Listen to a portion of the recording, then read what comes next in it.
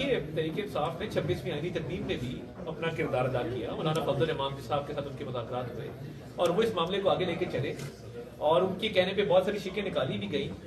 مگر یہ اپنی جگہ پہ یہ نہیں ہو سکتا کہ اس کی آڑ میں 9 مئی جیسے واقعات کو ہم فراموش کر دیں, بھلا دیں یا اس پہ کوئی کمپرومائز کر لیں. وہ جو سزائیں ہوئی ہیں 25 لوگوں کو پہلے, 60 لوگوں کو بعد میں, جو 85 لوگوں کو سزائیں ہوئی ہیں ان کے خلاف ناقابل تردید ثبوت موجود تھے.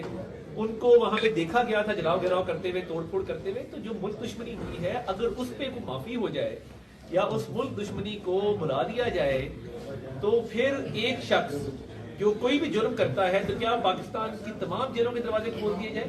تو یہ قتل مقصد نہیں ہے. جو جرائم اپنی جگہ موجود ہیں مگر استحکام کے لیے, معیشت کے لیے, سیاسی استحکام کے لیے آگے بڑھ رہے ہیں. تو D G I S P R نے جو کل پریس کانفرنس کی بڑی وہ مفصل تھی ہر حوالے سے.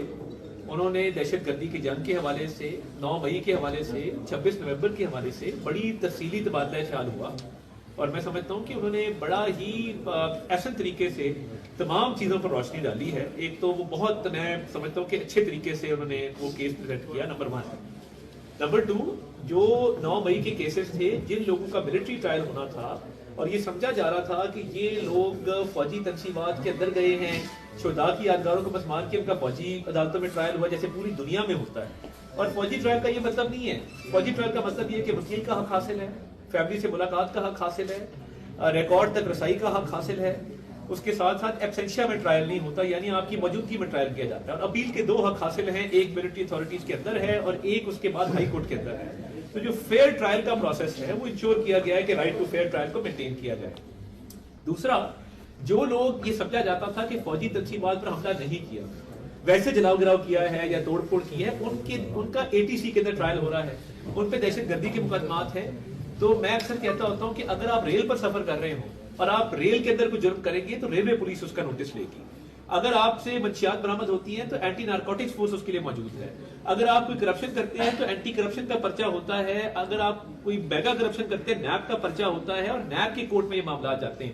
ڈرگ کورٹ بھی موجود ہے, FIA کورٹ بھی موجود ہے, نیب کورٹ بھی موجود ہے, ہر طرح کی کورٹ پورے پاکستان میں موجود ہیں. تو جب آپ ایک دفاعی تنصیبات کے اندر جا کے اس پر حملہ کریں گے تو پھر ملٹری ٹرائل ہی ہوگا. تو وہ معاملات چل رہے ہیں کہ ATC کی کورٹ میں کون سا معاملہ ہے, آپ کے ملٹری کورٹ میں کون سا معاملہ ہے. یہ تمام معاملات جو ہیں قانون اور آئین کے مطابق ہیں اور وہ کارروائی آگے بڑھ رہی ہے. اور میں سمجھتا یہ ہوں کہ جو منصوبہ ساز تھے 9 مئی کے اور جو ماسٹر مائنڈ تھا اس کے خلاف بھی جو کیس آگے بڑھنا چاہیے, کیونکہ اجرت میں نہیں ہوا.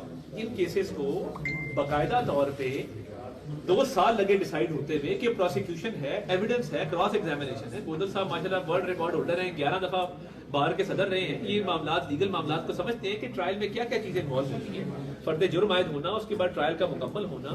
تو یہ تمام چیزیں اس میں دیکھی گئی ہیں اور یہ کیسز اس کے مطابق آگے بڑھ رہے ہیں. اور میں سمجھتا ہوں کہ تمام جو ملزمان ہیں 9 مئی کے وہ کیفر کردار تک انشاءاللہ تعالیٰ پہنچیں گے. معاملات ہوتے ہیں وہ فورن آفس کے تھرو آپس میں جو ہے وہ سفارتی امور کے تحت ہوتے ہیں, اس کے ڈپلومیٹک نارمز ہوتے ہیں, اس پہ ایک آفیشیل کمیونیکیشن ہوتی ہے چیزوں کے اوپر.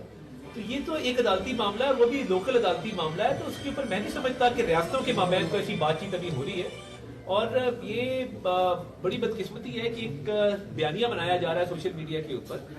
اب مجھے یہ سمجھ نہیں آ رہی کہ پہلے والی بات کو مانا جائے کہ ہم کوئی غلام ہیں یا اب والی بات کو مانا جائے. تو یہ تو پیترا بدلتے رہتے ہیں سیاسی طور پہ. ریاستی امور میں سیاست کو نہیں لانا چاہیے اور جو بین الاقوامی سطح پہ تعلقات ہیں اس میں سیاست کو نہیں لانا چاہیے. میں سمجھتا ہوں کہ وہ ڈپلومیٹک نارمز کے مطابق ان سے جو بھی کمیونیکیشن ہوگی وہ ہوگی. ریاستوں کے درمیان جو معاملات ہیں وہ ایک بہت ہی آفیشیل لیول پہ ہوتے ہیں, تو اس کے مطابق یہ آگے چلے گا. باقی انہوں نے سیاسی بیانیاں بنایا ہے, وہ بناتے رہتے ہیں. پہلے آیا ہم کوئی غلام ہیں, پھر آیا امر بالمعروف, پھر کوئی اور آ گیا. تو یہ تو ان کا وتیرہ ہے کہ ایک بات کرو پھر اس کو مکر جاؤ, کیونکہ اگر یہ ایک بات کہے کہ اس پہ نہ مکریں تو پھر ان کو ہم کوئی اور چیز کہیں گے, طریقے انتشار نہیں کہیں گے. عدلیہ کا اپنا کام ہے, ایگزیکٹو کا اپنا کام ہے, لیجسلیچر کا اپنا کام ہے. کیونکہ میں لیجسلیچر کا اور ایگزیکٹو کا نمائندہ ہوں تو یہ کسی جوڈیشری کے نمائندے سے پوچھیں کہ اس پہ کیا بات ہے. آپ کا بھی تعلق ڈسٹرکٹ وزیر آباد سے ہے. ڈسٹرکٹ وزیر آباد کا باقاعدہ نوٹیفکیشن ہو چکا ہے, اور کیا اس کو کب تک فنکشنل کیا جائے گا, اور اس کے ساتھ ساتھ کیا کوئی گکھڑ کو تحصیل بنایا جا رہا ہے؟ میں یہ سمجھتا ہوں کہ وزیر آباد کو ڈسٹرکٹ کی حیثیت حاصل ہوئی اور ہم نے ہمیشہ اس کاز کو آگے لے کے گئے ہیں. اور میں سمجھتا ہوں کہ وزیر آباد میں پراپر جو ہے وہ ڈسٹرکٹ آفس اسٹیبلش ہونے چاہیے اور پراپر جو فنڈز کی بھی ترسیل ہوتی ہے सूबाई हुकूमत की तरफ से वो भी होनी चाहिए, और इसको जो ज़िले के तमाम लवाजमात होते हैं उसको पूरा होना चाहिए। बाकी तहसीलें कौन कौन सी होंगी वो एडमिनिस्ट्रेटिव मैटर है, वो जैसे बोर्ड ऑफ रेवेन्यू बेहतर समझेगा वैसे होगा, मगर ज़िले के दर्जे पे जितने भी लवाजमात पूरे होने हैं वो फिलफौर पूरे होने हैं। वज़ीर इत्तलात अता तराड़ BDS से गुफ्तगू कर रहे थे। उन्होंने कहा कि हम डिफ़ॉल्ट से हटी जाने पर बढ़ रहे हैं। उन्होंने कहा कि सज़ाएं मिलने वाले 85 लोगों के खिलाफ नाकाबिल तरदीद सबूत मौजूद थे, जिसकी बिना पर इन्हें सज़ाएं दी गई हैं। मुज़ाकरात का मकसद सियासी इस्तेहकाम होता है।